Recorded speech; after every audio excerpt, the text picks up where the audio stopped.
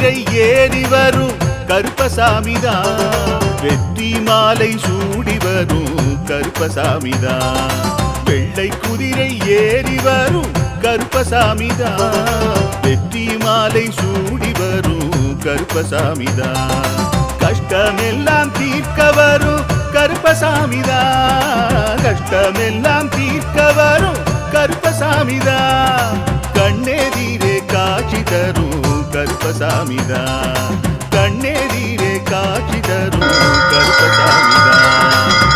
புளியரை நீங்க வாங்க சந்தடி தழைக்கும், புண்ணியத்தை வாங்கிட்டு போங்க நிம்மதி பிறக்கும். புளியரை நீங்க வாங்க சந்தடி தழைக்கும், புண்ணியத்தை வாங்கிட்டு போங்க நிம்மதி பிறக்கும். வெள்ளை குதிரை ஏறி வரும் கருப்பசாமிதான், வெற்றி மாலை சூடி வரும் கருப்பசாமிதான்.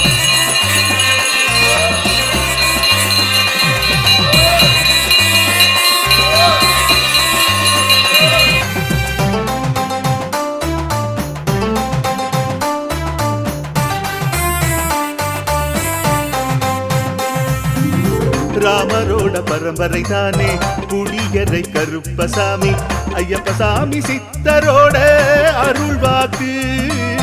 முழு முதற் கடவுளை வணங்கி அரோகரா என்று முழங்கி பாண்டி சித்தர் வழியில் வந்த ஐயப்பசாமி. கருப்பசாமி சத்தியத்தால் காட்சி தரும் சாமி என்போம், மகிழ்ச்சியான அருள்வாக்கு தருகின்ற சாமி என்போம். எலும்பிச்சையாலே அனைத்து நோய்களை தீர்த்து வைக்கும் சாமி என்போம். திருநீரு தந்து பெரும் பாவங்கள் போக்கும் சாமி என்போம், பாவங்கள் போக்கும் சாமி என்போம். சமதர்மம் வளர்க்கும் நம்ம சாமி அல்லவா, பிரமதம் வந்தாலும் அருளும் அல்லவா. சமதர்மம் வளர்க்கும் நம்ம சாமி அல்லவா, பிரமதம் வந்தாலும் அருளும் அல்லவா.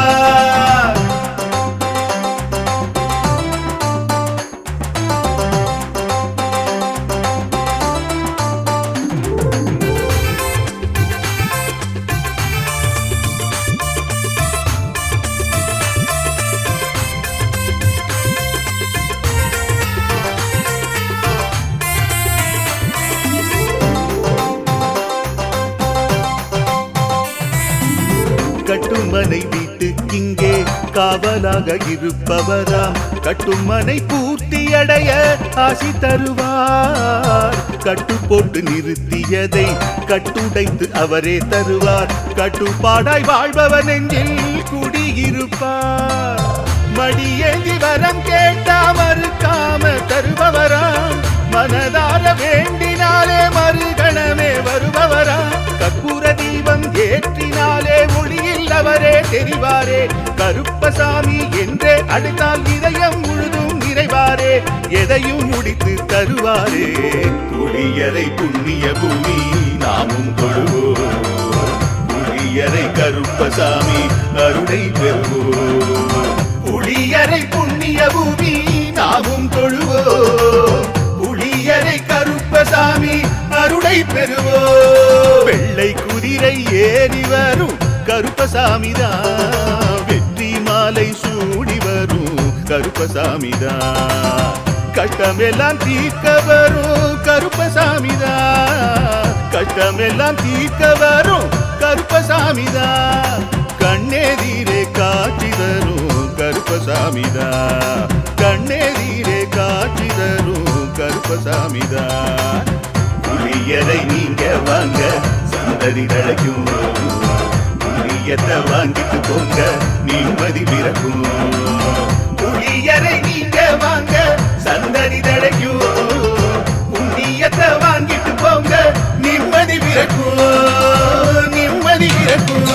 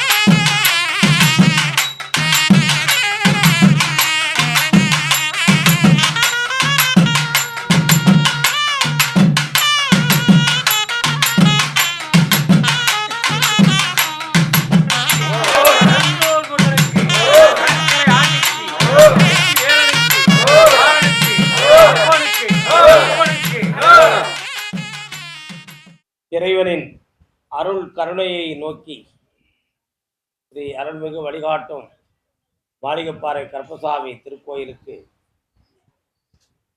பக்தி பெருக்குடன் வந்திருக்கிற அனைத்து பக்தர்களுக்கும்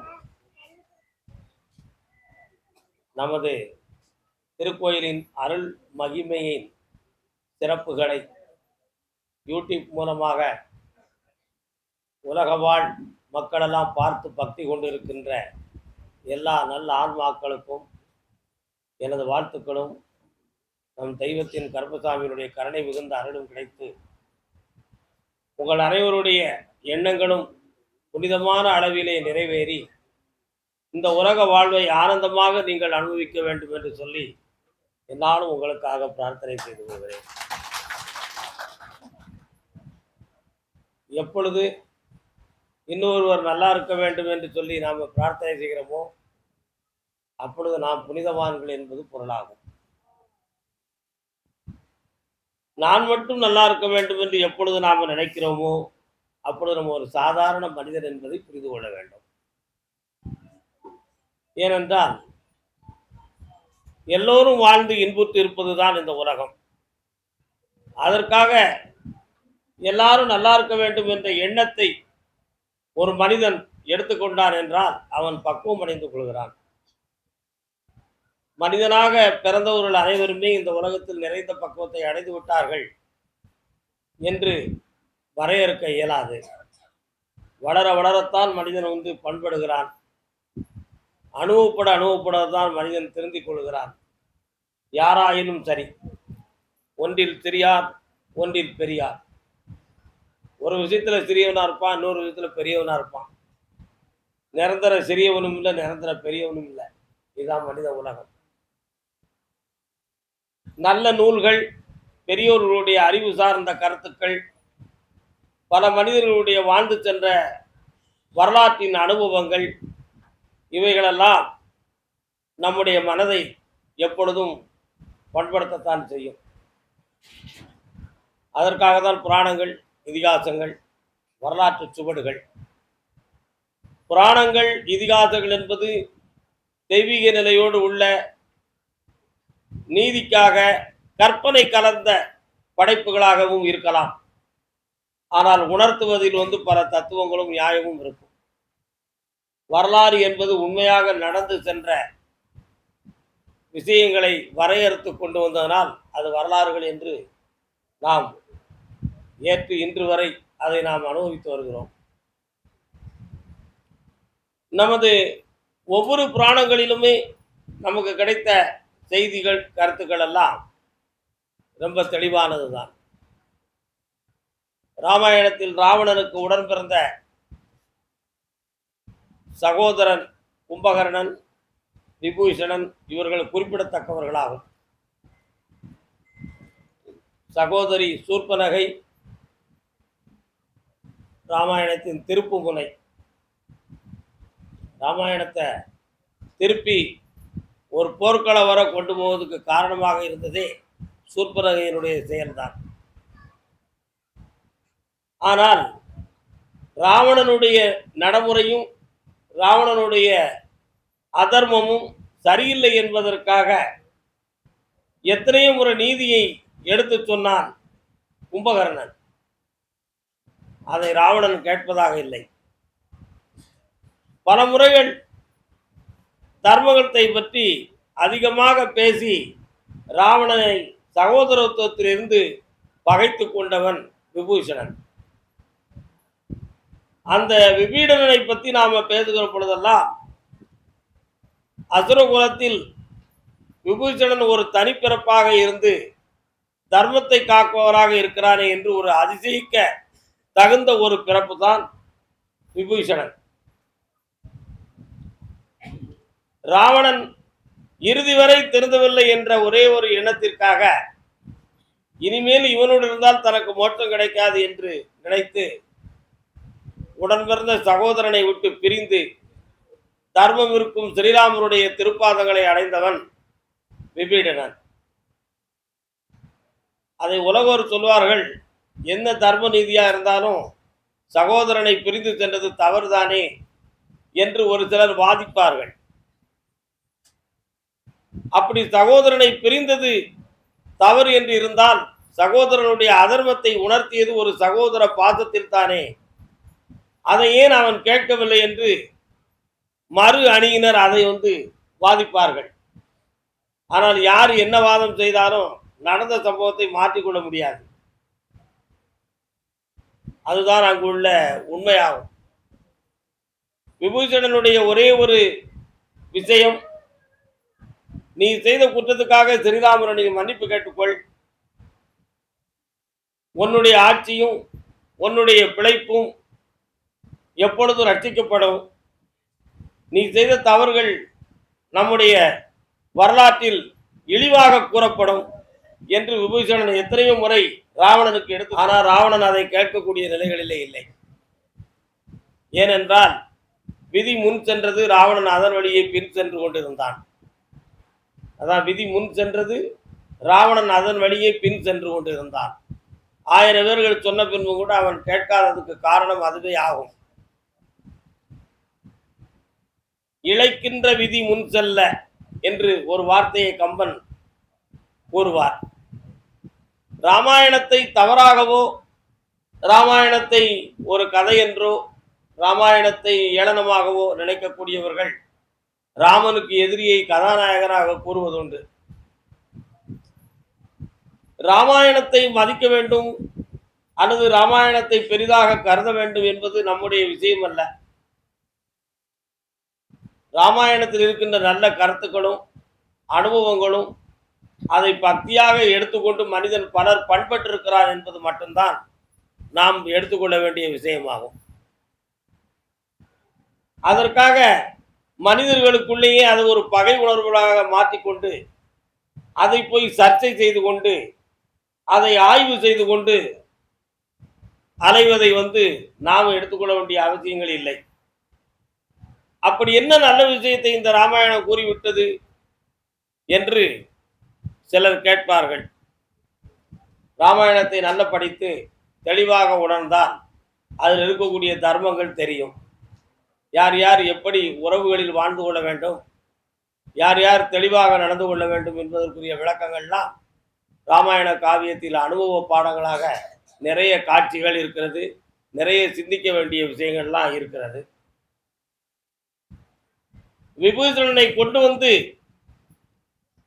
ஒரு கதாபாத்திரமாக எடுத்து அண்ணனை பிரித்து ஸ்ரீராமனை அடைந்தார்.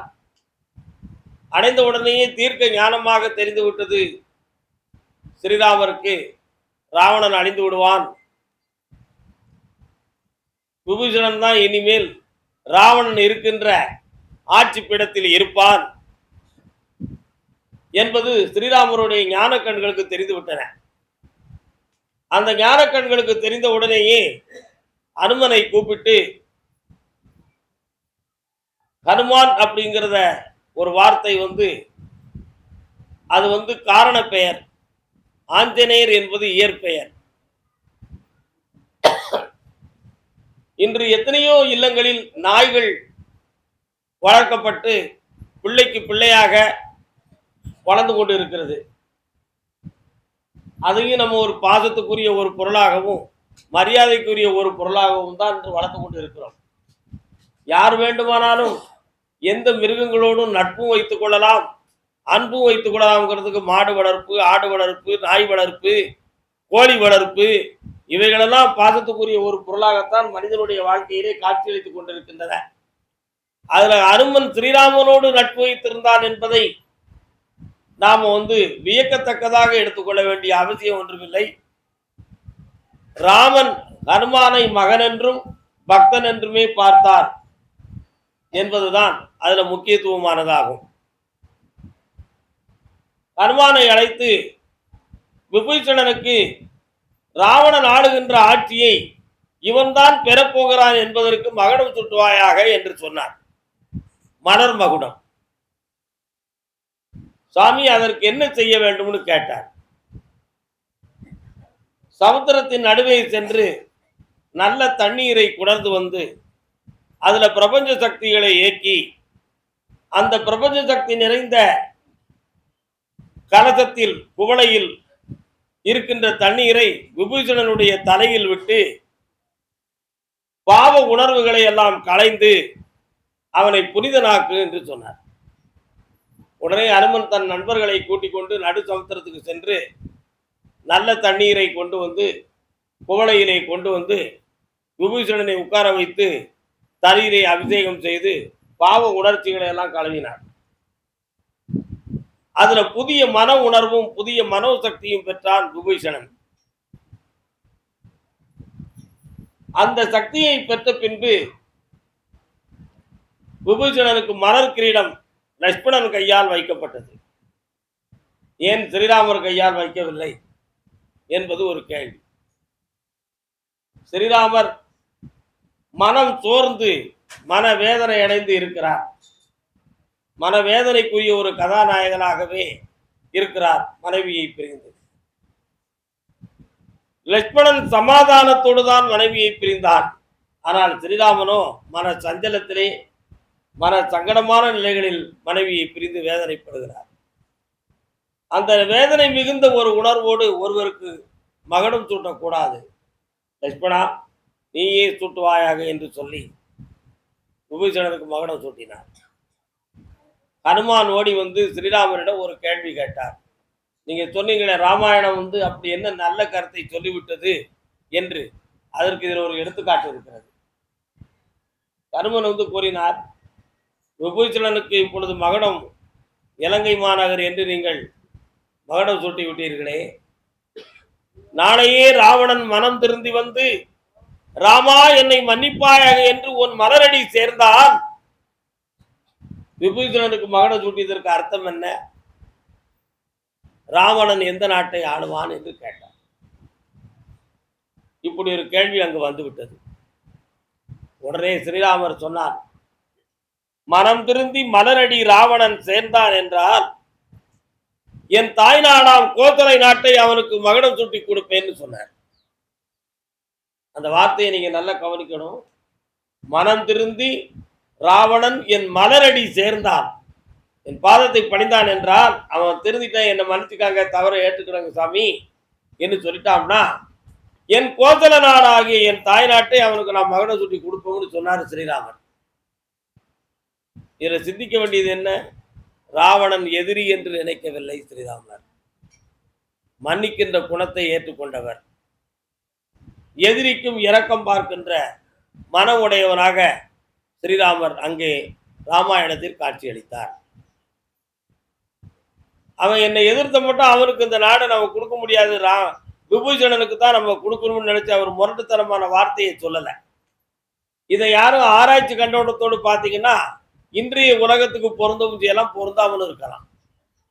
ஆனா அன்று ஸ்ரீராமருக்கு தோன்றிய எண்ணம் என்னன்னா, ராவணன் திருந்தி விட்டால் என் தாய் நாட்டை அவனுக்கு மகனம் சூட்டி கொடுப்பேன் என்று தயவான தர்மமான வார்த்தையை கூறினார். அந்த வார்த்தை தர்மத்தை தழுவுகிற வார்த்தை, மனம் நிறைந்த மனதில் அழுக்கலாமல் சொன்ன ஒரு வார்த்தை. அந்த அவதாரம் தான் ஸ்ரீராமருடைய அவதாரம். அதை போல மனிதன் எப்பொழுதும் இந்த உலகத்தில் வாழ்வதற்கு நல்ல மனதோடும் நல்ல உணர்வுகளோடும் நல்ல எண்ணங்களோடும் இந்த உலக வாழ்க்கையை சரி செய்வதற்கு நல்ல சரித்திரங்களை படிக்க வேண்டும், நல்ல வரலாறுகளை படிக்க வேண்டும். அந்த எந்த நூல்களை படித்தாலும் இருக்கின்ற நல்ல கருத்துக்களை தன் உடைமையாக்கி கொள்ளக்கூடிய மனோபக்குவம் நமக்கு வர வேண்டும். அது நம் மனதிலே பதிவு கொள்ளுமாறு நம்மை பயிற்சி செய்ய வேண்டும்.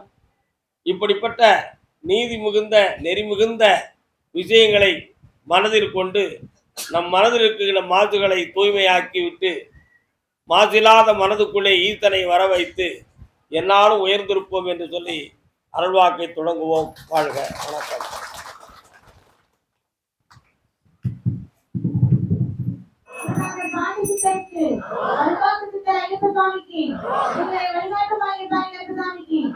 மாளிகைப்பாற கருப்பசாமி மயில் வாகனத்தில் வந்த முருகா வேலவா, என் குருநாதரை பாண்டி சித்தரே, என்னோடு தவழுகின்ற மகா முனிவர்களே, சித்தர்களே, யோகியர்களே, கருப்பசாமி உன்னை எங்கிருந்து நினைத்தாலும் எப்பொழுது அழைத்தாலும் அடியேனுக்கு காட்சி தந்து அருள் கொடுப்பதாக சத்தியம் கொடுத்த என் அன்பு தெய்வமே, அழைக்கின்ற பொழுதெல்லாம் 21 கூட்டுறவு 61 பந்திக்காரர்களும் சேனை வகுத்து தானை சூழ்ந்து தொண்டு செய்வேன் என்பது சத்தியமானால் வந்திறங்கி சொன்ன வாக்கு நடக்கும்படி கட்டளையிட்டு கூப்பிட்டு வாக்கு கொடுக்கணும் கருப்பசாமி.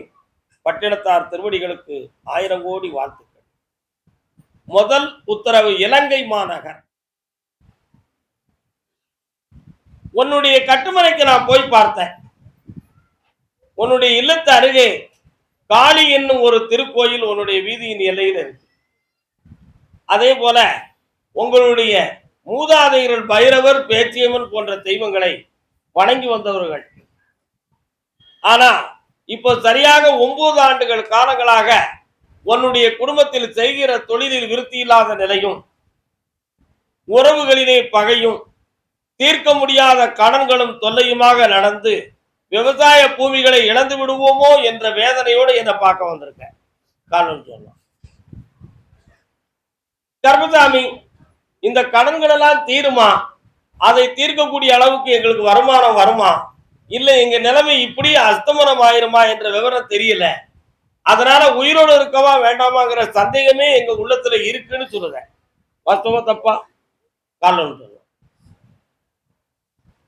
அதனால உன்னுடைய முன்ஜென்ம பாக்கியத்தின்படி வருகிற புரட்டாசி மாதம் 22ஆம் தேதி வரை இந்த மன இன்னல்களும் இந்த பொருளாதார சிக்கல்களும் இருக்கும்.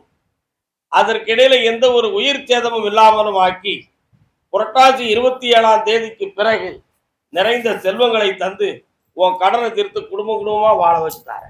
வேற என்ன வேணும் மகளே? ஒரு பிள்ளையினுடைய படிப்பு வெளிநாட்டை தொட்டு பல கோடி பெறுகின்ற படிப்பாக மலரும். செல்வமா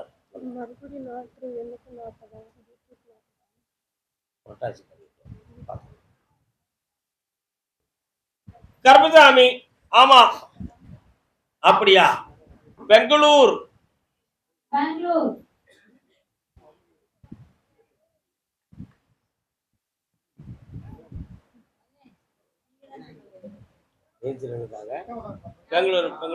அப்பா. உன்னுடைய கட்டுமனைக்கு நான் போய் பார்த்தேன். கம்ப்யூட்டர், லேப்டாப் எல்லாம் பிரயோஜனம் இல்லாம கிடக்கு. என்னடா சும்மா போட்டுட்டேன். காரணம் அதுல வருமானமும் இல்லை, ஒண்ணும் இல்லை. ஏன்டா கையில் எடுத்தவனு வேதனையா இருக்கு. காரணம் இப்போ 6 மாத காலங்களாக வருமானத்துக்குரிய வழியில் மனவேதனையும் சிக்கலும் வந்திருக்கு. அதனால புதுமையாக வேற எதுவும் ப்ராஜெக்ட் கிடைத்து தொழில் பார்க்க முடியுமா? அதுக்கு ஏதேனும் உதவிகள் இருக்கா இல்லையா? இல்லை இப்படி இந்த நிலைகள் நின்று விடுமா அப்படிங்கிற ஒரு சந்தேகம். இதற்கிடையில வெளிநாடு வரை சென்று வரக்கூடிய பாக்கியம் இருந்தா அதை நம்ம ஏற்பாடு செய்யலாமாங்கிற ஒரு சின்ன கேள்வி உள்ளத்துக்குள்ள. காலம் பிறக்கிற மாதம் 28ஆம் தேதிக்குள் கூட நீ நினைக்கிற ப்ராஜெக்ட் வேலை கிடைக்கும். நல்லா இருப்பேன், ஆனந்தமா இருப்பேன்.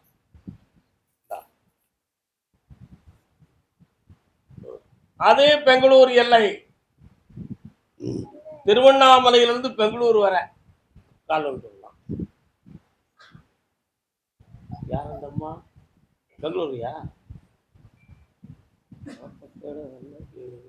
இன்னொரு தடவை காலம் சொல்லலாம். ஆனா சில போட்டி பொறாமைகளால் அங்க கொஞ்சம் தீய மன அலைகள், எதிர்மறையான சக்திகள் இருந்து அதை வளர விடாம இப்ப தடுத்து நிறுத்தி இருக்கு. காலம். அதனால இப்போ உன்னுடைய தொழிலையும் நல்லாக்கி தரணும். நீ வச்சிருக்கக்கூடிய இந்த வீடு அறகுறையா இருக்க, அதை விருத்தியாக்கி தரணும். கொஞ்சம் கடன்களை நீக்கி வெற்றியாக்கி தந்தா போதுங்களா? காலம் வேணும்.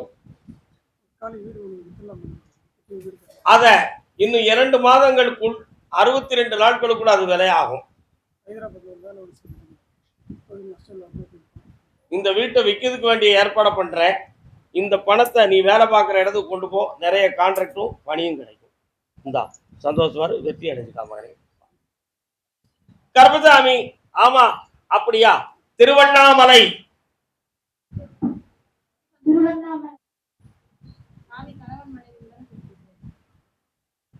யார் பார்த்துருக்கா? கணவன் மனைவி. கணவன் மனைவி யார் வந்திருக்கீங்க? திருவண்ணாமலை. சரி, நீ வந்துக்கலாம்.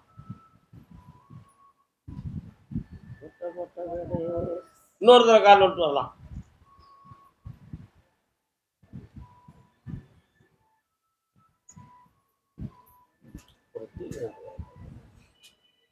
ஒரு மாதிரி சொல்லுது. என்னப்பா வேணும்?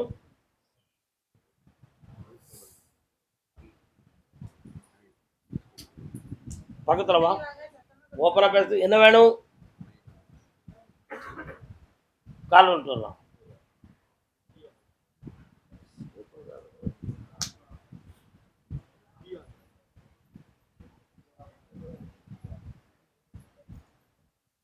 இன்னும் ஒரு முறை கால் விழுந்துட்டு வரணும், மன நிறைவா விழுந்துட்டு வரணும்.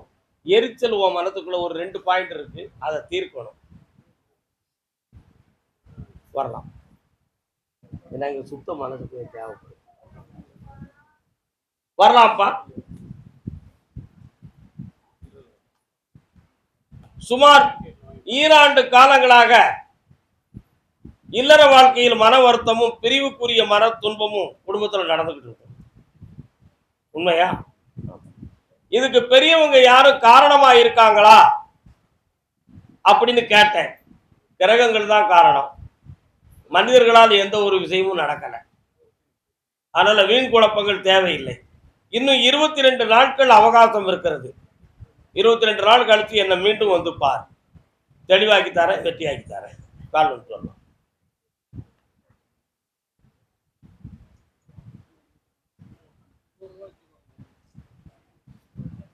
பக்கத்துல வரலாம். ஜெயிச்சு தரேன். நல்லா இருப்பான். கர்மசாமி, திருவண்ணாமலை எனக்கு மொட்டை போட்டு வந்த வெற்றி மகன்.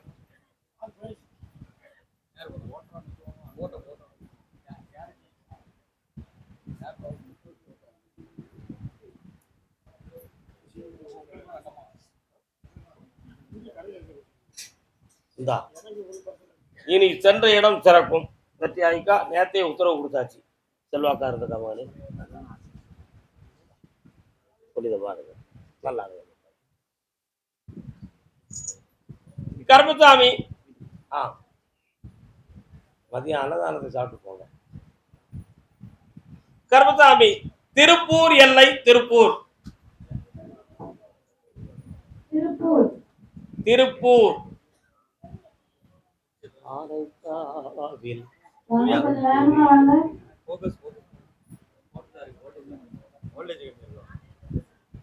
சிவன் கோயில் யார் வீட்டுக்கு போற வழியில இருக்குப்பா?